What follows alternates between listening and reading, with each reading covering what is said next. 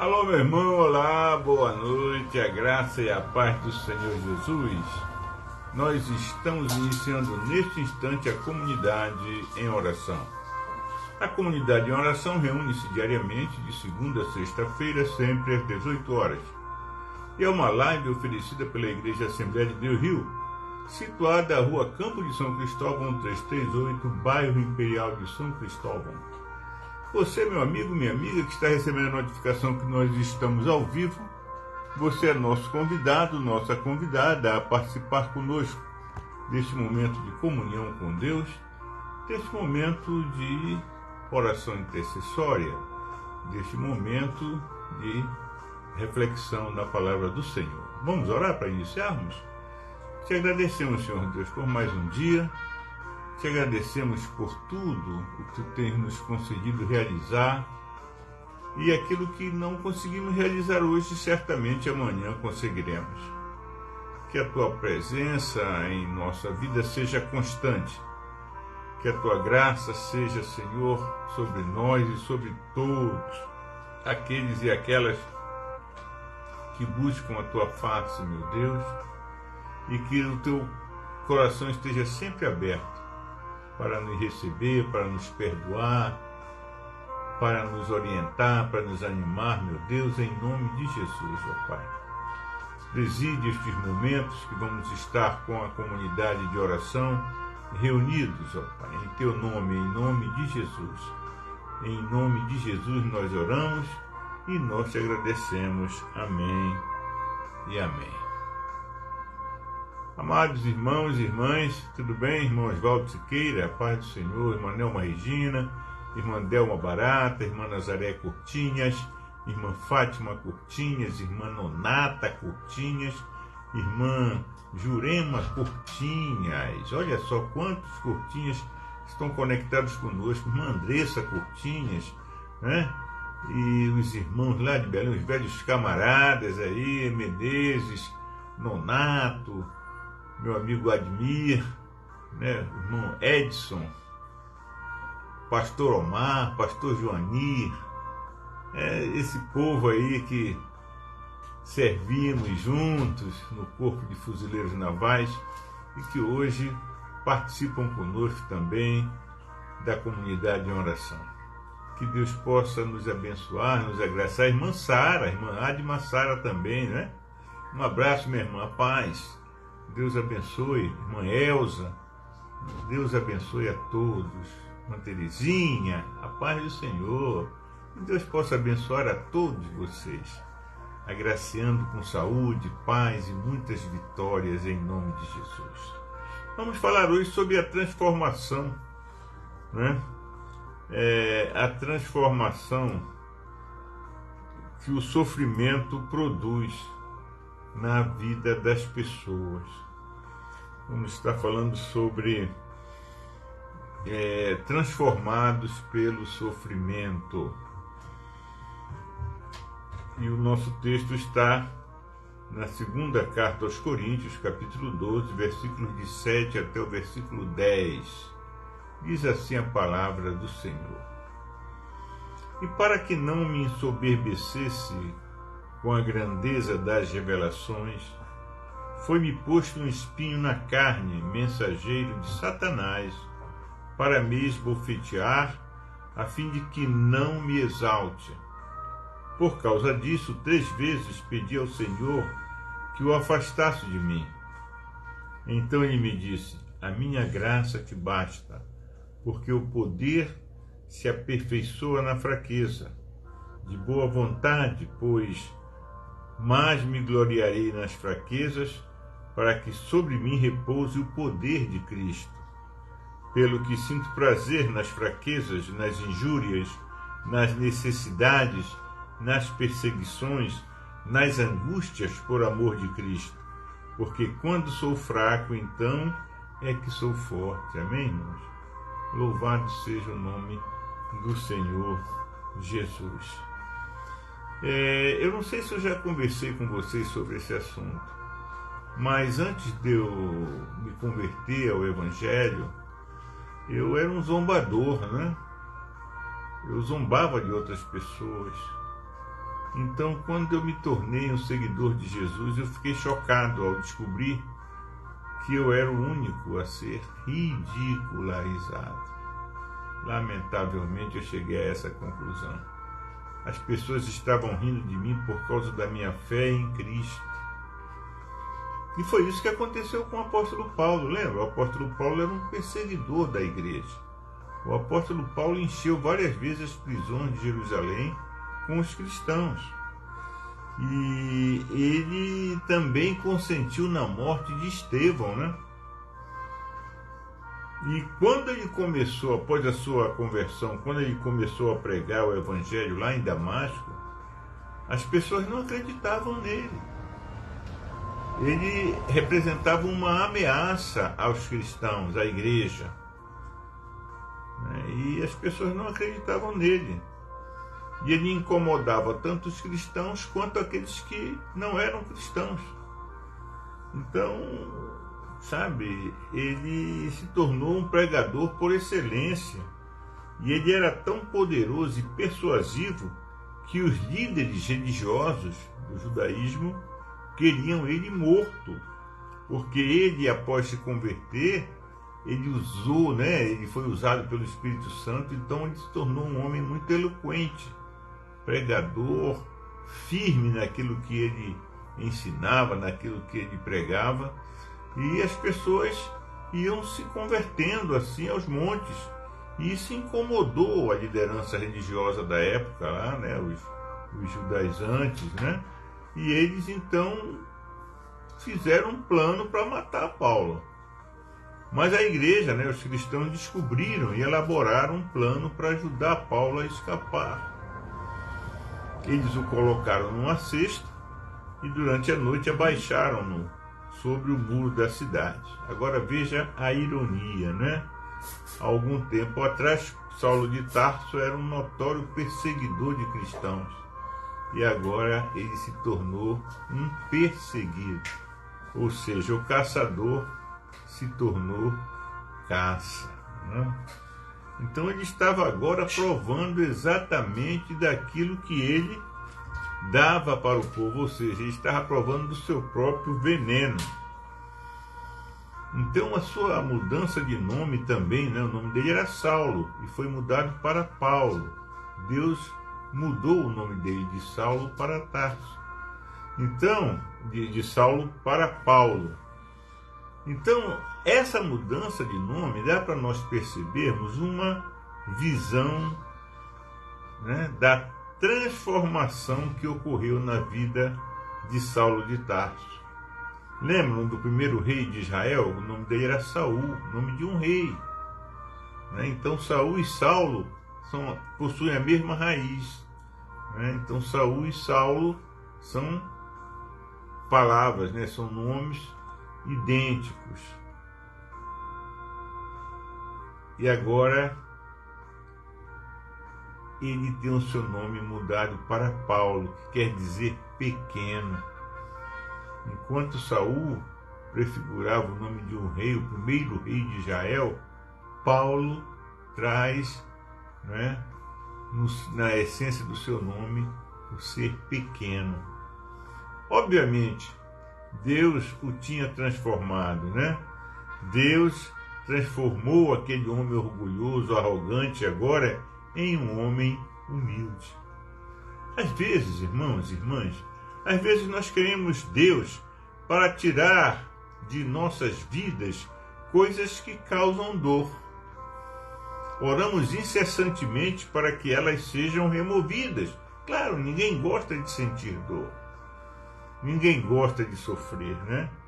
Mas será que você já parou para pensar que Deus muitas vezes está usando essas coisas em nós para nos transformar e nos tornar mais semelhantes a Ele?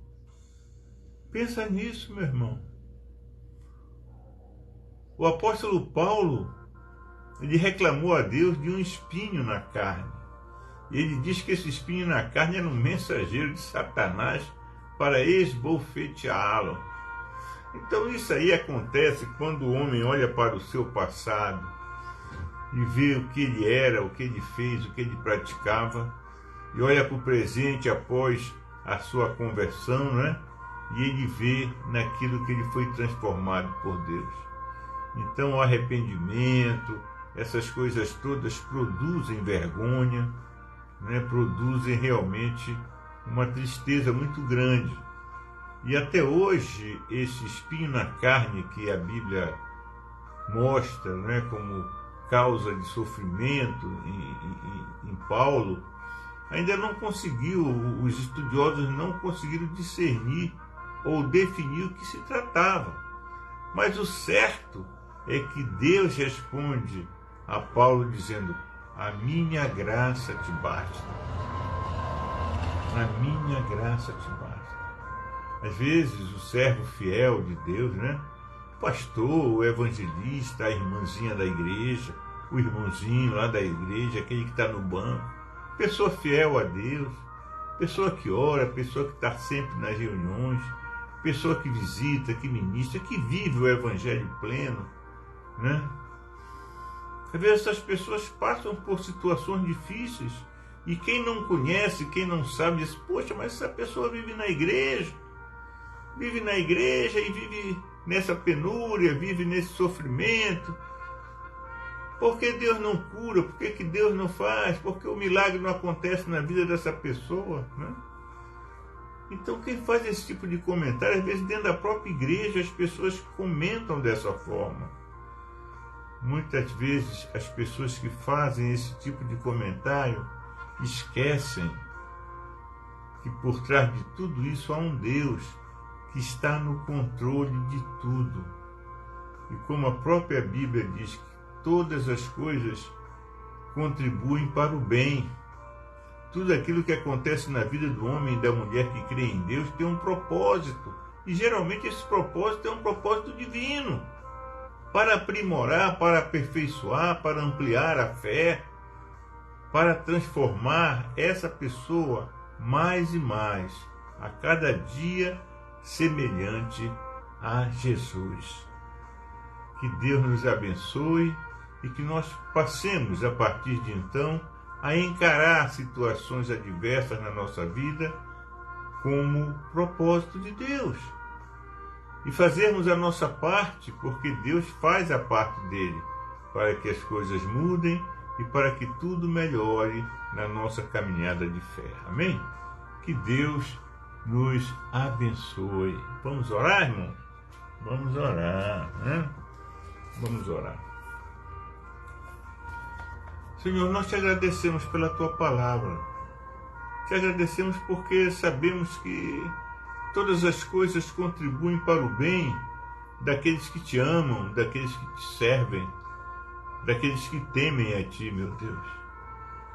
Mas muitas vezes, Senhor, a dose de sofrimento ou de angústia ou de preocupações fazem com que as pessoas esqueçam desse detalhe.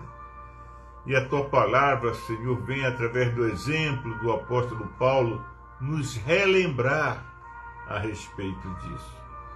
Por isso nós te agradecemos, ó Pai. Nós te agradecemos e dizemos: Senhor, eis-nos aqui, usa-nos de acordo com a tua vontade.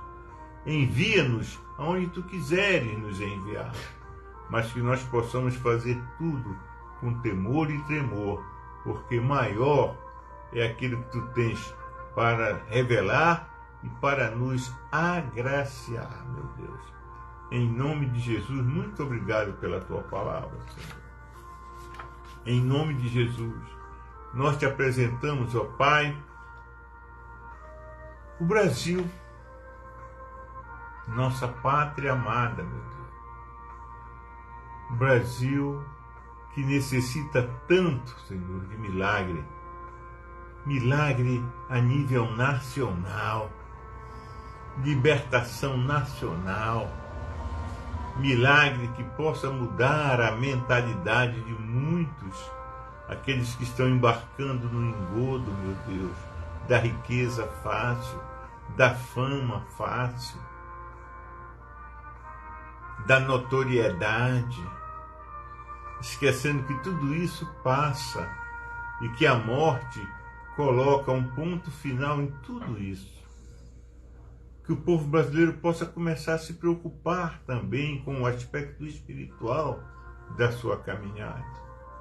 A vida não é constituída só de prazeres, a vida não é constituída só de riquezas, a vida, ela não termina com a morte, pelo contrário, a morte é só uma passagem para uma outra vida, meu Deus. Que nós estejamos, Senhor, como brasileiros e brasileiras, que nós estejamos nos preparando para a nossa passagem, Senhor. Em nome de Jesus, ó Pai. Abençoa a nação brasileira, tornando-a cada vez mais próspera, abençoando as colheitas, abençoando, meu Deus, a produção de carne. O Brasil hoje se tornou um celeiro mundial na produção de alimentos. Abençoa, Senhor, as colheitas, abençoa cada agricultor, cada produtor rural. Abençoa, Senhor, desde o menor produtor ao maior, Senhor, que sejam abençoados e que os preços também possam cair nas gôndolas dos supermercados e que todos os brasileiros tenham acesso ao pão de cada dia, meu Deus. Abre, Senhor, portas de emprego a esse povo. Abençoa, Senhor, faz com que os salários sejam dignos e justos, ó Pai.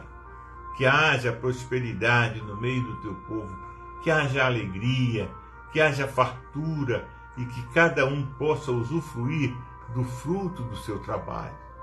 Em nome de Jesus, ó Pai. Abençoa a tua igreja, Senhor, espalhada pela face da terra. A igreja brasileira, Senhor, que hoje luta com dificuldades para se estabelecer, meu Deus.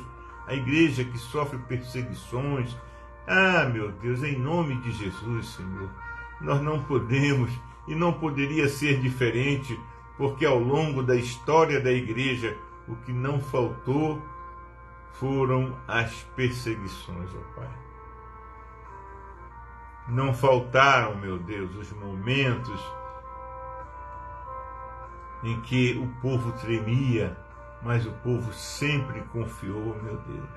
E o resultado é que nós estamos no século 21 e a tua igreja continua militando em prol da divulgação do Evangelho, em benefício das vidas, ó Pai, que carecem de conversão, meu Deus.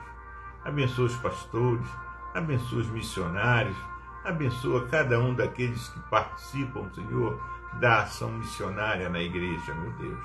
Aqueles que cuidam das crianças, dos adolescentes, dos jovens, que presidem as sociedades de mulheres, de homens, ó Pai, em nome de Jesus, meu Deus.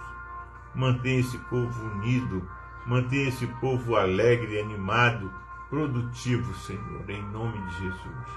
Abençoa os pastores que têm a responsabilidade de manter, Senhor, a igreja, Senhor, sob as regras doutrinárias, bíblicas, Senhor, em nome de Jesus, ó Pai.